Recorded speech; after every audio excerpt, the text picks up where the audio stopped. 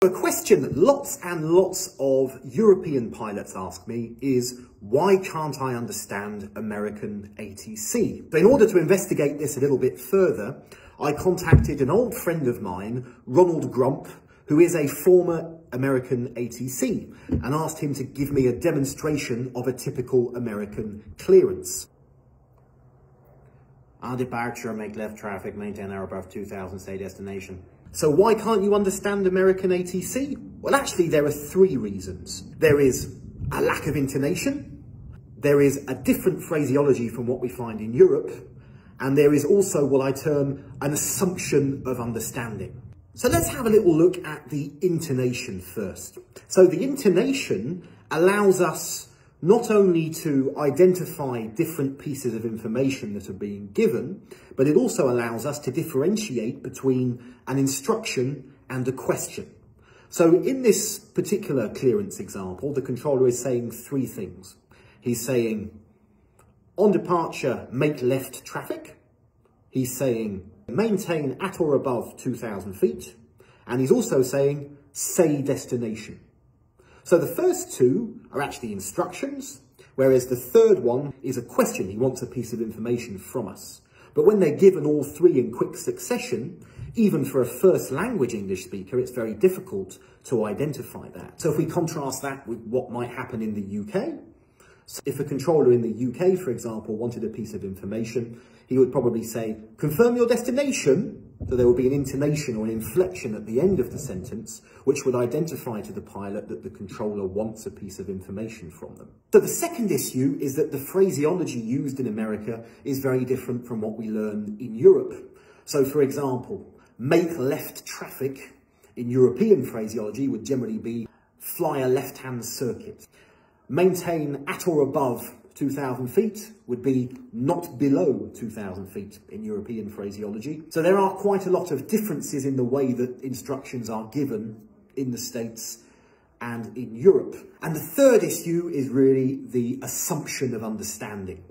Most American ATCs, and I really hate to generalize because I'm sure there are some that don't do this, work on the principle that if somebody's in an aeroplane in America, then they have a responsibility to understand every single word that they throw at them over the radio.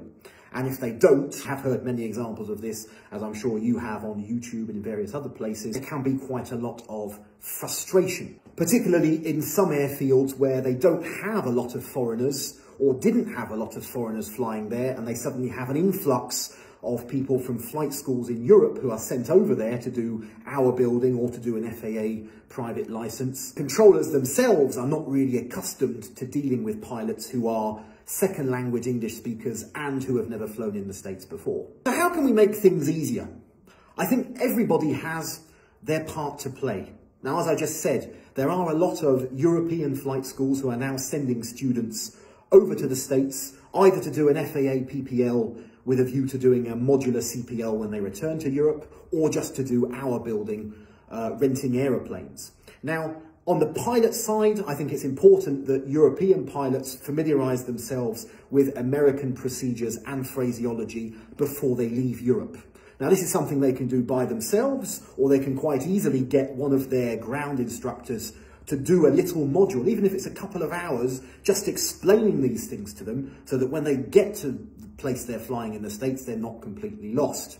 On the other side, the companies that are receiving these European students, flight schools or FBOs who are renting aircraft to them, they could quite easily get an FAA instructor to come and speak to the students, again, only for a couple of hours, just to explain to them American phraseology. And when they do their check ride, include some American phraseology and actually test their knowledge of that phraseology before checking them out on the aircraft. And for ATCs in America, it's not really a question of English, it's more a question of cultural awareness. If it's becoming clear that someone's not understanding what you're saying, repeating it again and again at the same speed is not going to achieve anything.